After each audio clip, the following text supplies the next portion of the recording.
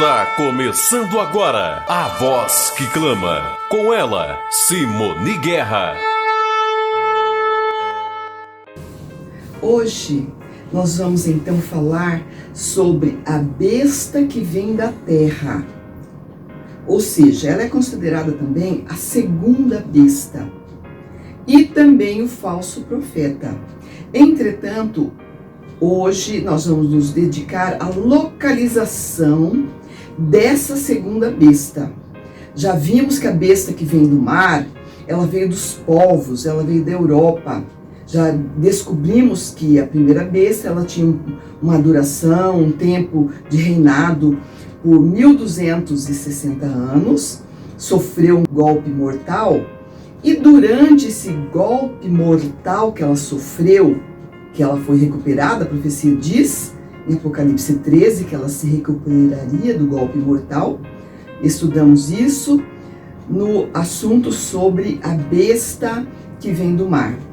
A besta que vem da terra, ela surge enquanto a primeira besta, a besta que vem do mar, ela recebeu o golpe mortal.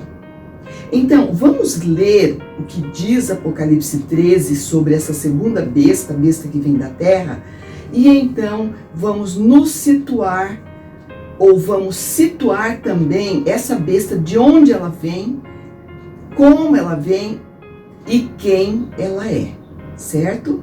Vamos ler então Apocalipse 13, do verso 11 em diante, diz assim: Vi ainda outra besta emergir da terra. Possuía 2 chifres, parecendo cordeiro, mas falava como dragão. Exerce toda a autoridade da primeira besta na sua presença. Faz com que os habitantes da terra adorem a primeira besta.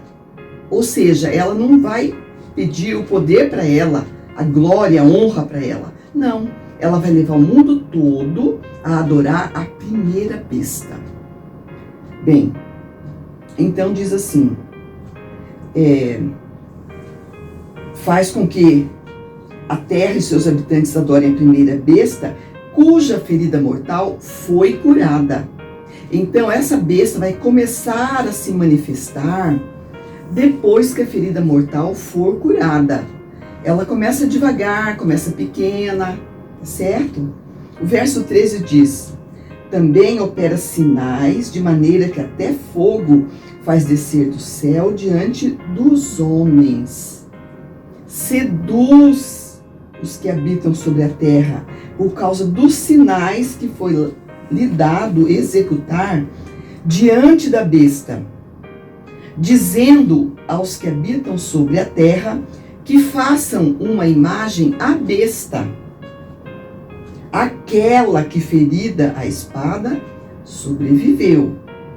E foi-lhe dado comunicar fôlego à imagem da besta, para que não só a imagem falasse, como ainda fizesse morrer quantos não adorassem a imagem da besta.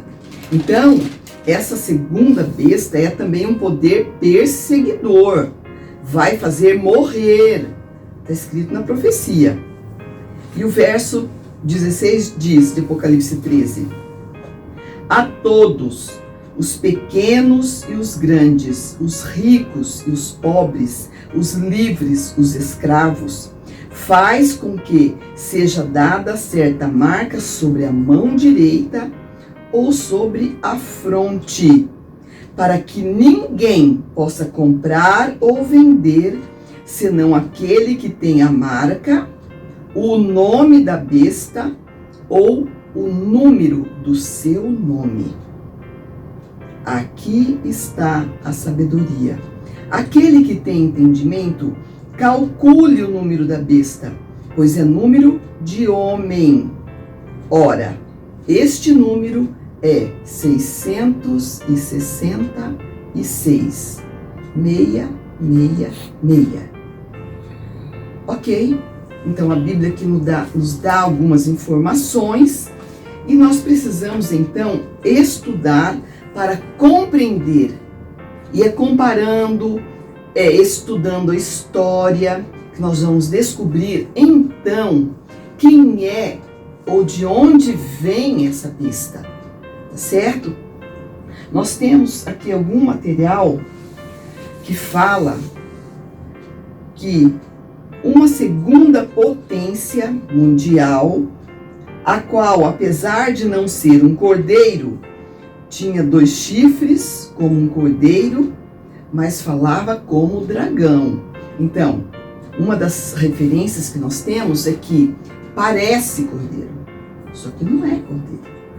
Mas vai enganar muita gente, porque muitas pessoas vão pensar que é cordeiro. E os 2 chifres é justamente isto. É falar como cordeiro,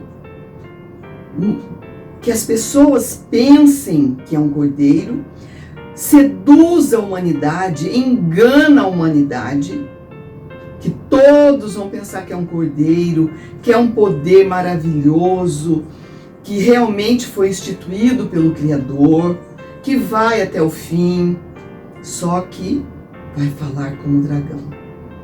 Então, a segunda besta se levantaria de uma região considerada deserta, desprovida do ajuntamento e burburinho dos povos. Diferente da primeira besta, ela vem de uma região, então, pouco habitada. A segunda besta surgiria, então, de forma pacífica e não pela ação de guerras e conquistas armadas. Diferente da primeira, como uma planta que nasce, cresce e atinge o seu auge pacificamente.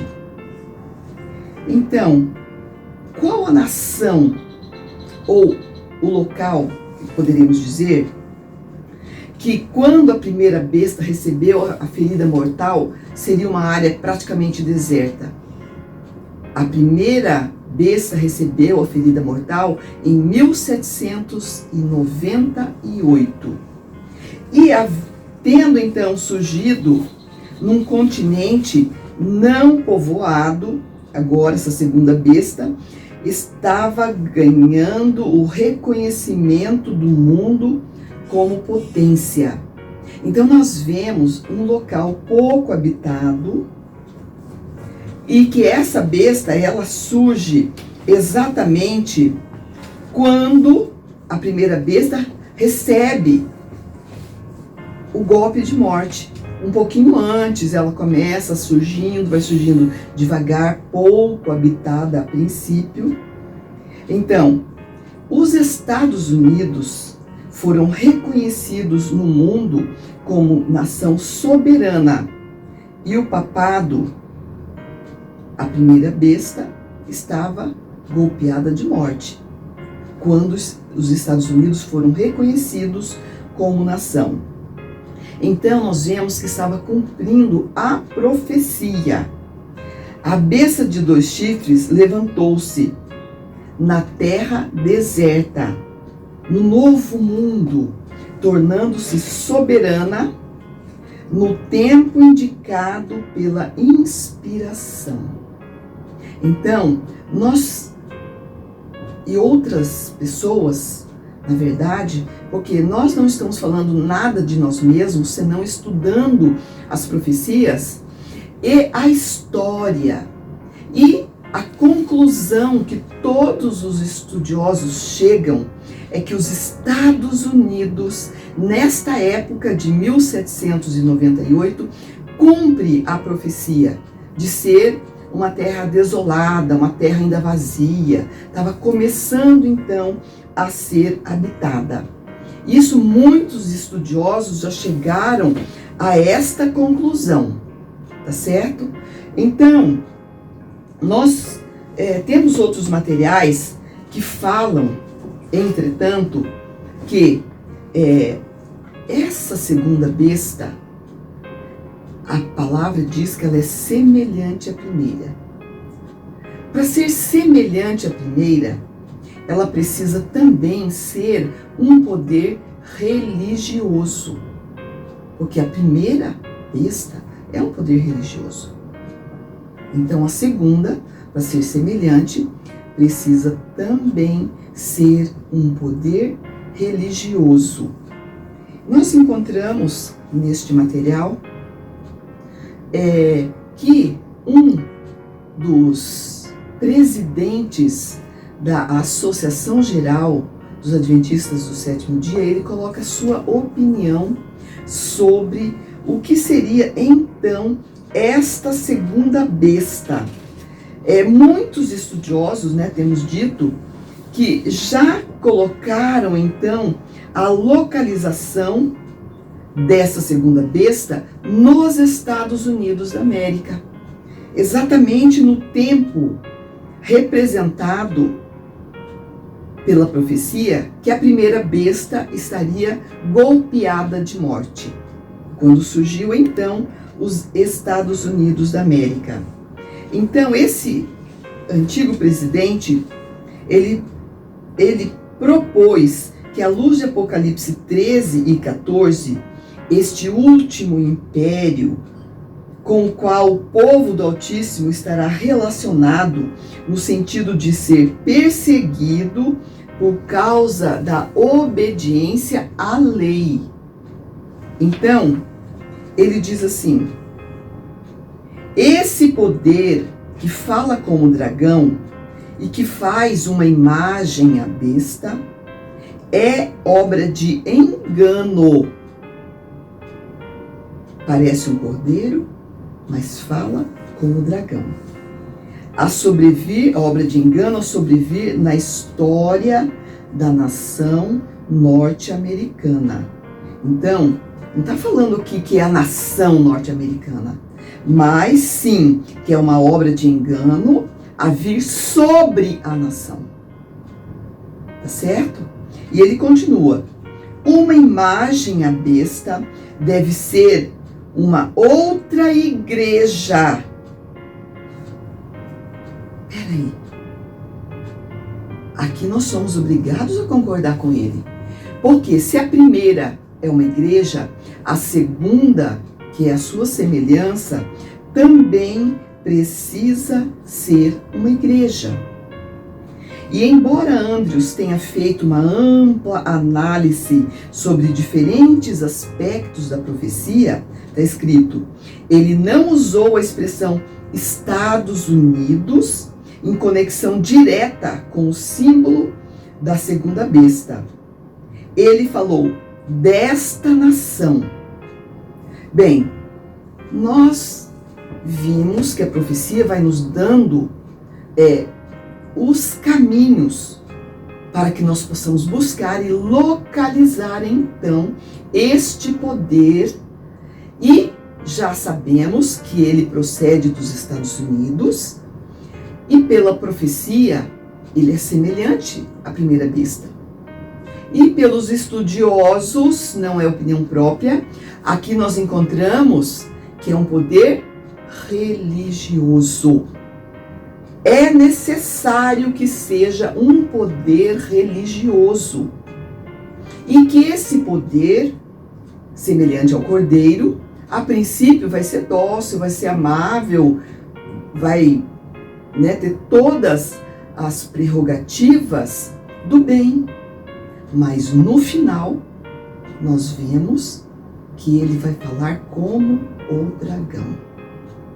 Bem, através da profecia de Daniel 8:14, que fala ali até 2.300 tardes e manhãs, e o santuário será purificado, houve um grande movimento nos Estados Unidos, nesta época, antecedendo a data de 22 de outubro de 1844. Nós percebemos então que estudiosos da época, muitas pessoas chegaram à conclusão que essa data de 22 de outubro de 1844 seria então o fecho, o cumprimento profético das 2.300 tardes e manhãs. E como nós sabemos Sempre que o Eterno, ele quer ou ele vai fazer uma ação, ele capacita as pessoas para a compreensão. Porque está escrito que o Eterno Criador não faz nada sem primeiro revelar o seu segredo aos seus servos, os profetas. Então, surgiu um homem estudioso da palavra, e não vamos contar a história toda, a gente encontra isso em muitos livros, inclusive na internet, chamado Guilherme Miller, e esse senhor começou então a estudar essa profecia de Daniel 8,14. E ele então buscou, porque ali Daniel fala que o que ia marcar o início desse cumprimento profético seria um decreto para reconstruir Jerusalém. Então ele foi buscar, encontrou o decreto de Ciro, encontrou o decreto de Dario e o decreto de Artaxerxes. E ele foi colocando algumas datas, porque ele não sabia exatamente qual desses 3 decretos é que dava início ao período. E ele precisou estudar muito, e ele errou muito a princípio, até que, junto com outras pessoas, então foi estabelecido esta data, de 22 de outubro de 1844, para o cumprimento profético, até 2.300 tardes e manhãs, e o santuário será purificado. Entretanto, eles pensavam que o santuário era a terra, a ser purificada com o fogo que vem para eliminar o pecado e a maldade, e assim eles marcaram esta data como sendo a vinda do Salvador para buscar aqueles que lhes são fiéis e então destruir a terra toda com fogo. Seria a purificação da terra.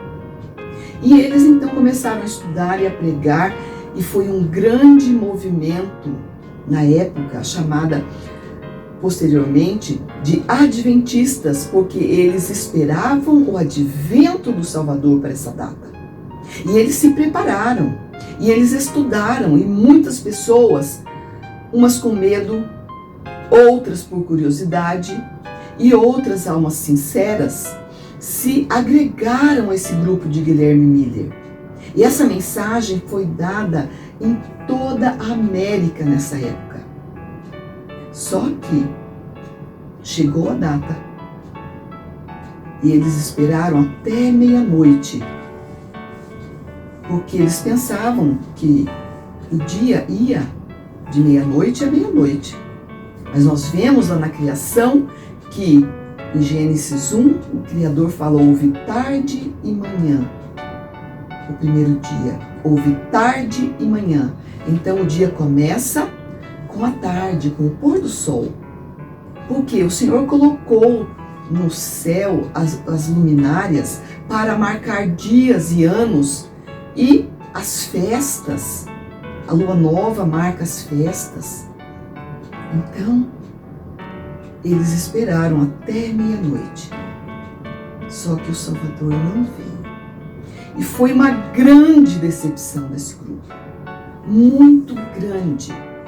Porque eles haviam deixado seus negócios, haviam deixado as plantações sem serem colhidas.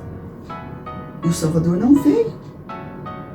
E agora eles eram objeto de zombaria. Só que naquela madrugada de já 22 de outubro, né, eles esperaram até meia-noite, já era 23 de outubro, e o Salvador não veio.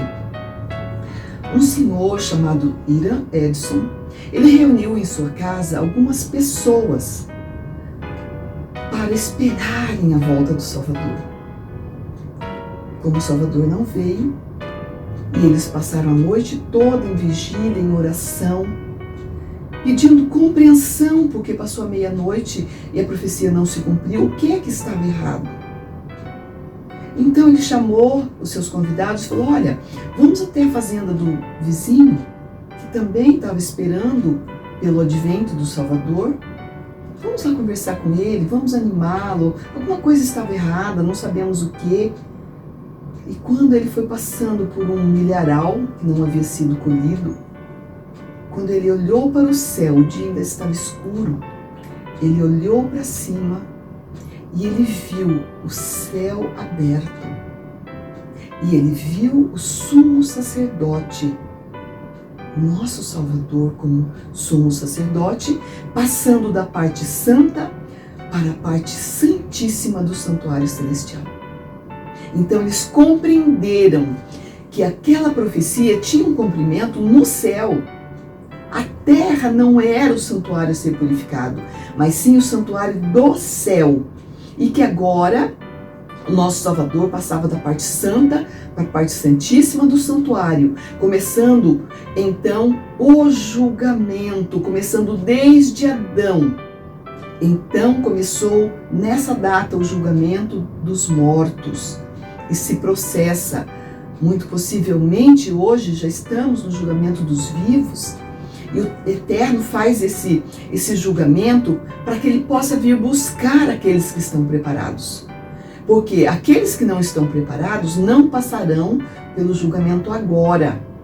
Eles passarão pelo julgamento durante o milênio no céu, onde aqueles resgatados pelo Salvador vão, como diz em Apocalipse, consultar os livros.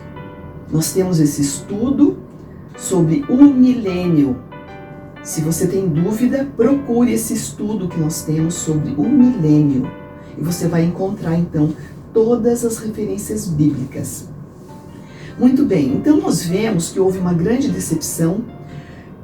Diz que ficou menos de uma dúzia de pessoas que então foram estudar com oração, com jejum, passavam noites em claro estudando para que eles pudessem então compreender o sentido da profecia.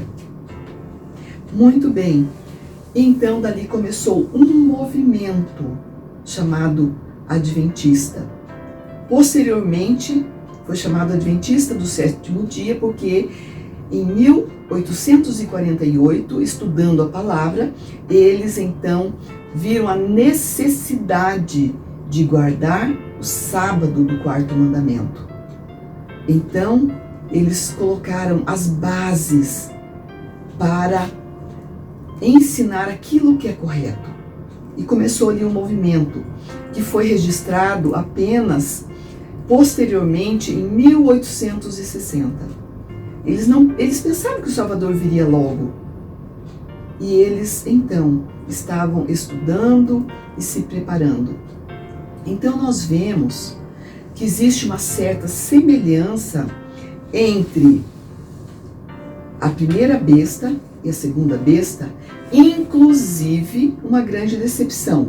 E nós encontramos neste livro, que é da organização, neste livro, na página 560, nós encontramos o seguinte: existem semelhanças entre o surgimento dos adventistas do sétimo dia e o início da igreja primitiva, que posteriormente se corrompeu tanto e se tornou a primeira besta, esse poder que nós vimos, porque se corrompeu, especialmente na época de Constantino. Já estudamos sobre isso também, e em nossos estudos anteriores você encontra isso. Mas é muito importante, então, a gente perceber que, inclusive, o início dessas duas igrejas tiveram, semelhanças, inclusive um enorme desapontamento, uma renovada pesquisa das Escrituras para determinar o significado do desapontamento e a orientação do novo grupo por parte do ministério profético.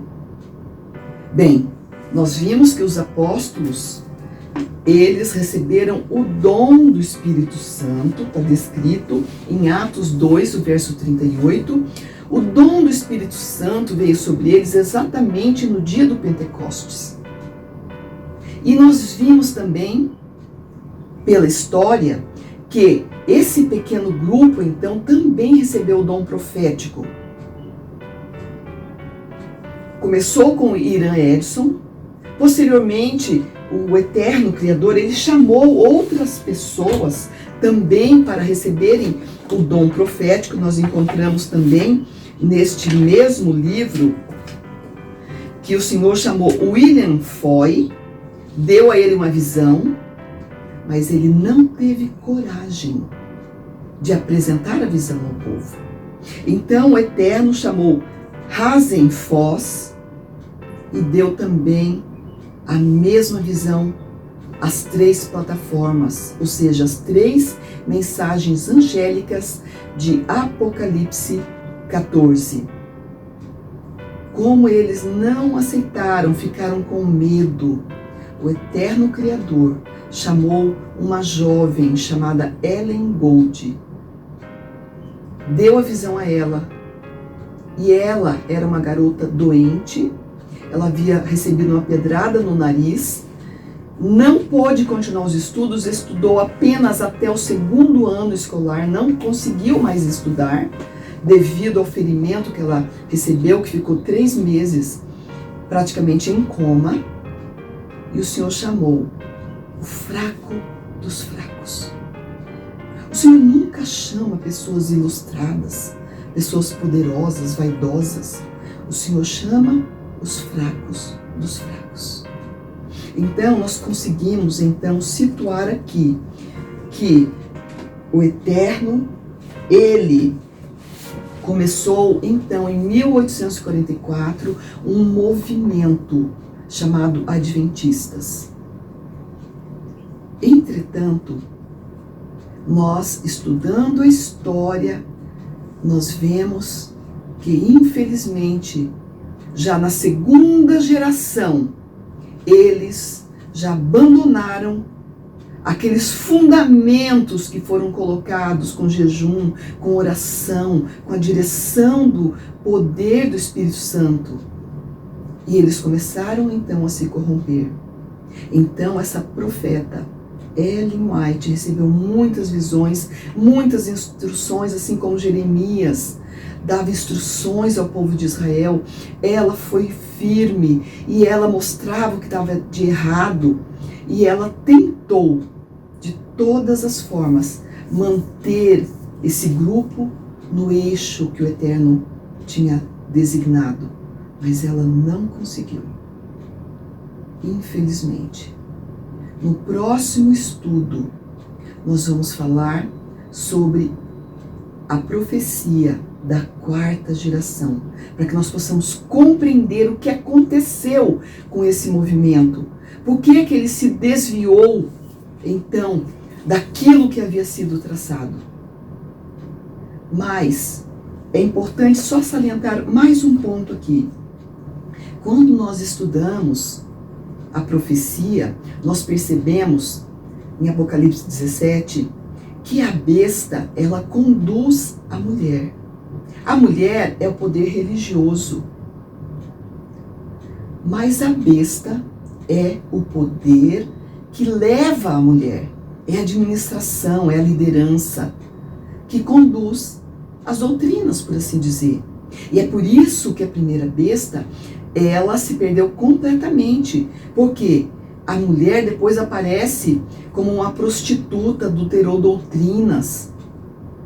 E o que aconteceu também com esta organização que foi chamada pelo Eterno para que fosse a portadora da mensagem, das 3 mensagens angélicas? O que aconteceu? Precisamos então continuar com esse assunto por mais um tempo, para que nós possamos então compreender o que é que o Eterno quer nos dizer. Ellen White escreveu na carta 51, em 6 de setembro de 1886, corremos o perigo de chegar a ser uma irmã da Babilônia caída. e permitir que nossas igrejas se corrompam e se encham de todo espírito imundo e albergue toda ave imunda e aborrecível. Bem, vamos continuar esse estudo. Só apenas vamos, com este último texto de Ellen White, compreender o que é igreja. Muitas pessoas pensam que a igreja é a organização, é a sede do poder, é a administração. Não é. A igreja são as doutrinas, representada pela mulher. Nós encontramos uma mulher pura, encontramos uma mulher prostituta.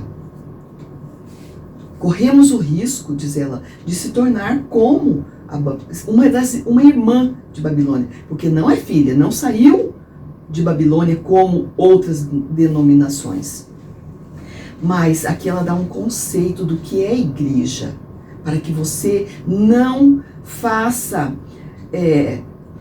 essa compreensão errônea de que a igreja é a besta ou que a besta é a igreja. São duas coisas separadas. A mulher montada pela besta e é a besta que conduz a mulher, tá certo? Mas a mulher, a igreja, é outra coisa, independente da besta que a conduz. Então, Ellen White escreveu assim, ó: o Eterno tem uma igreja. Não são as grandes catedrais, nem é o estabelecimento nacional. Não são as várias denominações. É o povo que ama o Criador e observa os seus mandamentos. Onde estiverem 2 ou 3 reunidos em meu nome, aí estou no meio deles. Mateus 18, verso 20. Onde está o Salvador? Mesmo entre os poucos humildes, esta é a sua igreja. Pois a presença do Alto e Santo, que habita a eternidade, somente pode constituir uma igreja. Então, não pense que uma organização é uma igreja. A organização é a besta que conduz a mulher, que é a igreja. A igreja somos nós, porque nós somos o templo do Espírito Santo. Então, quando nós estamos em 2 pessoas ou mais, nós somos uma igreja viva. Precisamos então compreender isso. E no próximo estudo, então, vamos falar sobre a profecia da 4ª geração, para compreendermos o que foi que aconteceu com essa organização.